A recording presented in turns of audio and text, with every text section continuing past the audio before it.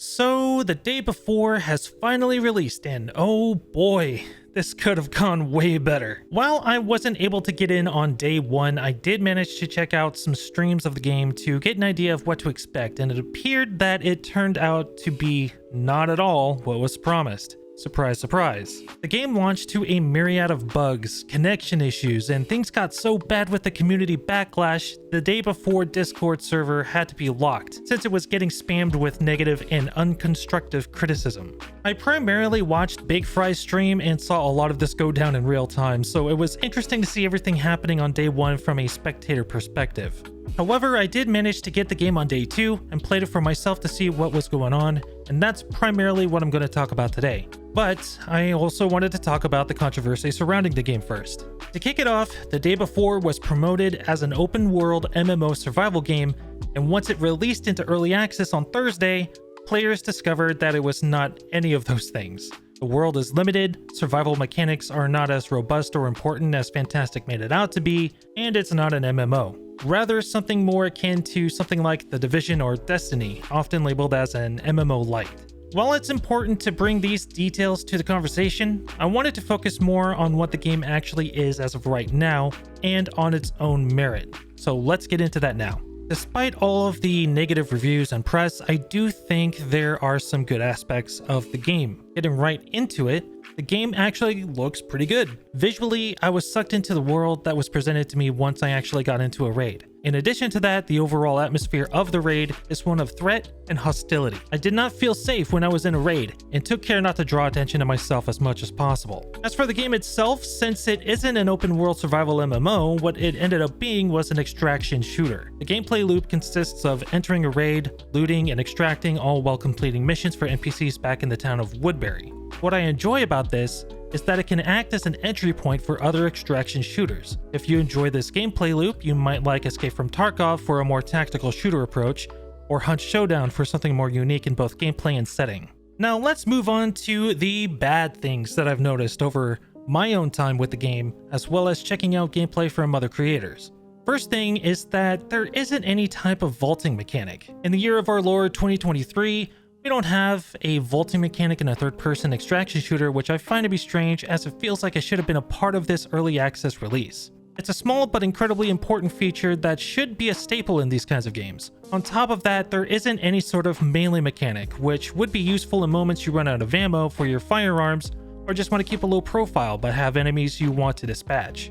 Also, it doesn't seem that the zombies don't go down with a headshot. I feel like you should be able to one-tap a zombie in the head to eliminate them, which rewards precision aiming, but this doesn't seem to be the case and just turns all zombies into varying levels of bullet sponges. On top of all this, there doesn't seem to be any VoIP feature to speak to other players while in raid, only text chat. I feel like missing that removes an element of extraction shooters that makes them special. If you're in raid, you should be able to speak to other players around you to either taunt them or let them know you're not hostile. Maybe even trade while in raid, which you could do in Tarkov. Because let's be honest, not everyone who is playing this game will know what the Tarkov wiggle is. Aside from that, there are also some dips in performance causing frame rate drops that can potentially affect your gameplay. In a game where you may need to engage other players to survive, that split-second difference can mean death if your frames drop. Now we get to the ugly parts of this game. My big thing right now is the audio. Alarms constantly blaring and not seeming to go away until you're 3 or 4 blocks away. Oh, what the fuck? Oh my god, Brandon. I can't do anything about that. Positional audio being inaccurate to the point where you think someone's in front of you, but you don't see anyone. Plus, the audio for the weapons aren't that great. They sound phoned in, or maybe they're using stock sounds for them. Who knows, really? On top of that, the combat in general feels clunky. There seems to be a delay when you're firing your weapon and the impact on the enemy. It's noticeable. And in a fight, you may think you might have missed, causing you to shoot again, potentially wasting ammo. There's also this bug that shows players being crouched and sliding on the ground pretty quickly, which is something you'll see in Woodbury, and there it isn't a big deal. But in Raid, it can be a little problematic, since they could actually be standing up and shooting you from cover, but you wouldn't see them. I got so thrown off by this that I was taken out by a guy sliding into my DMs and ending my raid. Now, I did want to talk about some other things that I've noticed with the game that aren't really good or bad, just things that I felt were worth mentioning. In this game, there are different weapons that take different caliber ammunition. You have 9mm, 5.56, 12 gauge, and 7.62, along with armor-piercing variants, 9mm AP, 5.56 AP, 12 gauge AP, and 7.62 AP. When you visit the weapons trader, you can see this pistol, the Marshall 45, which is reminiscent of a 1911, which takes 45 caliber. The name even implies that it's 45, but looking at the actual ammo it takes, it's actually 9mm, since there doesn't seem to be a 45 caliber in the game. While the 1911 does have 9mm variants, which I just found out about, wild, I find it weird to see that we have 9mm variants with 45 in the name. Neither here nor there, but figured I'd mention it.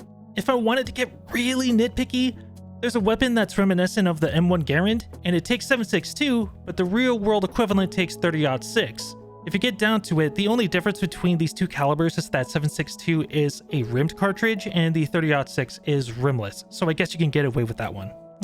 Close enough. As of writing this part of my impressions, a patch went out that fixes a number of things and mentions some audio fixes, so I will definitely give the game another go when I can. I plan on periodically checking in to see progress because I do feel like this game can potentially be good.